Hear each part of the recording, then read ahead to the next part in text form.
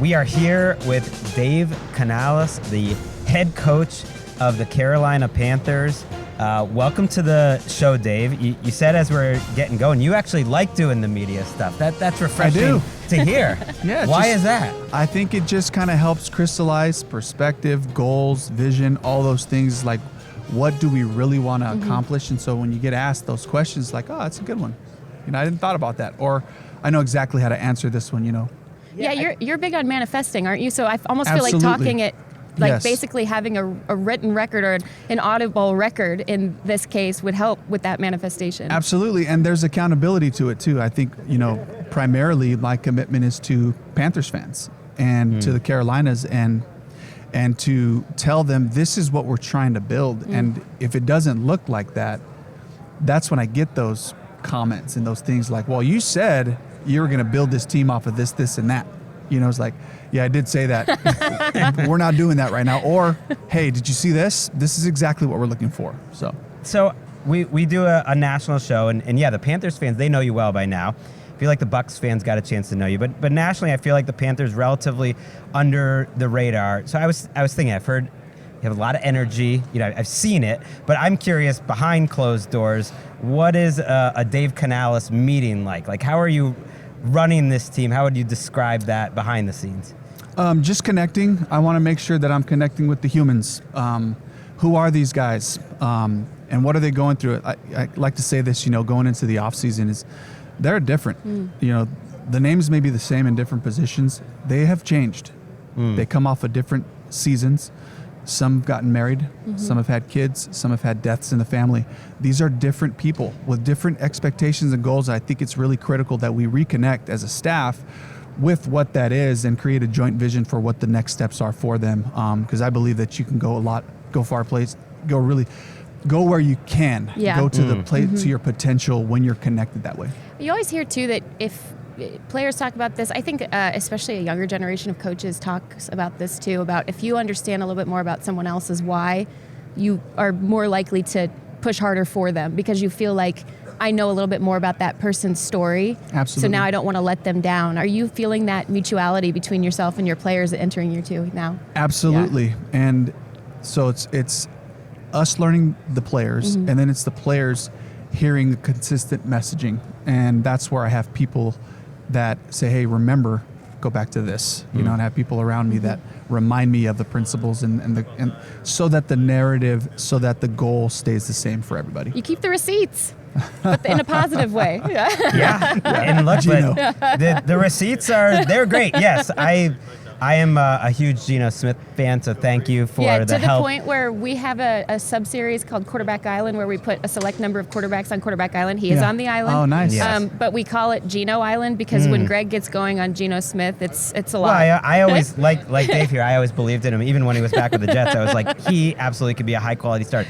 It all happened. So thank you for your contributions to him, obviously, and then Baker Mayfield. And then this year with Bryce Young, yes, I feel like he was a theme of our show that we were talking about week to week, as far back as that first game he came back against the Broncos, where I thought on tape he was making better decisions. Even if it didn't show up on the box score, he's throwing it where he wants to, and good decisions all the way through the rest of the season.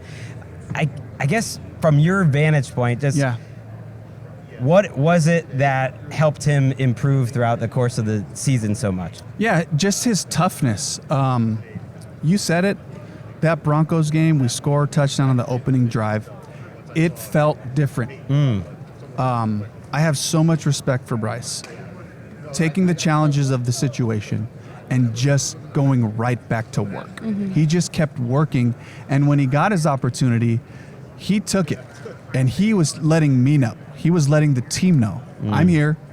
This is my team. Here we go. And it was just a weekly commitment to that, and I'm so excited to just get back going. I know we still got a couple of months, to really, start reconnecting on the things that I was kind of teaching for the first time, but to be able to build off of those things, but to have, it just helps me visualize what we can become, knowing Bryce is going to be our quarterback.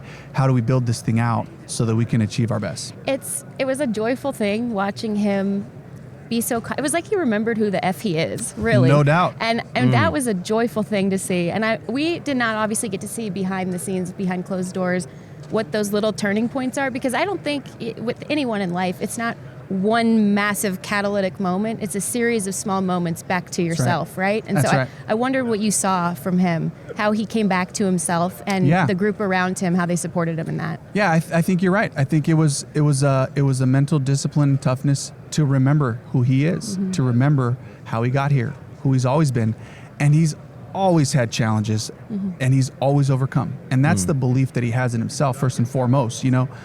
Don't wait on me to make decisions for you. And he didn't. He got in there and he took it. And that's the thing that I respect the most. And it was such a cool meeting to leave this season, kind of like your exit interview type of thing. And I could feel this mutual respect for each other of, I respect you for how you responded to this challenge. And I could feel his respect for me to like, and as we've done it, I'm going to shape this offense to have your signature on it, to make the things that you do well come to life. And I want your input. I want you involved. This is your team. Let's do this thing together. So it's really empowering, I think. Yeah, at the wide receiver position, you draft Xavier Legette high. You mentioned earlier on Tuesday that he's going to be overcoming foot surgery this offseason. You found a good undrafted rookie in Jalen Coker. Do you expect that group to be added to, and do you think Adam Thielen is going to be part of your future plans too? I certainly hope Adam is. Hopefully, he had fun down the stretch as he came back to us, and Bryce found a way to hit him down the field in short and intermediate, and I just was like, man, he's such a phenomenal player still, and the impact that he has on Xavier and Jalen, and guys like David Moore, who are veteran wide receivers who know how to work, and do that. But we're always going to try to challenge the roster. We're always going to try to make everyone's play step up. I don't think you can ever go into any offseason and just go, now we're good here. I would love to just mess things up a little bit by adding somebody really talented and see if these other players can find another level. Yeah. And that's the beauty of competition. That's why I truly believe you challenge your roster by adding in free agency and the draft every year, instead of just staying away from certain positions. And that's a process, obviously, you collaborate with Dan on. Yeah. And I'm kind of wondering, now that you guys have some momentum, some experience together, what is that like? What have you taken from each other? How do you identify talent together? And maybe what has changed about each other that you've taken from each other? Yeah, I think spending a year of just talking about our team has really helped come to the combine this year, with different eyes. I think that the more that he understands about my offense, defense, our schemes, and he says, okay, I know how to fit these players into our schemes, and for us to continue to become aligned and to make those decisions with all of those things in mind, the more our coaches talk, the more the scouts tell us how they're profiling these players, the tighter we can get in our decisions, and I think we'll see that the more time we spend together. Do you think it's safe to say you might have more needs on defense? And is there anything you're looking for specifically defensively this offseason? I think it's just about stopping the run. We got to stop the run. It's no secret. That was our kryptonite, and philosophically, that's something that we all believe in. It starts there, and we address some things on the offensive line. We'll address some things up front on the defense, but it comes from different spots. It's not just the front play. It starts there, but it's your inside backers. It's your safety play. Do they show up physically and aggressive at the point of attack? Are we playing that high level of pursuit of defense that I know we can and should play? It's demanding those types of things, and I really think that we can make an impact this year. I have studied Jourdan Evero and that defensive system for a long time, and I think it's under former discussed. Panthers beat writer here before your time. It was under discussed that some of the technique that you have to play with up front, it's just not for everybody. It's not a fit for everybody, and it takes some time to match, like you said, to match the right players with that scheme. Yep. Getting certain very, very, very, very good defensive tackle healthy and back for you guys next year will probably help too. 100%. Being in Tampa for a year, playing against Derek Brown, you ask yourself, do you want to run at him or away from him? There's no right answer.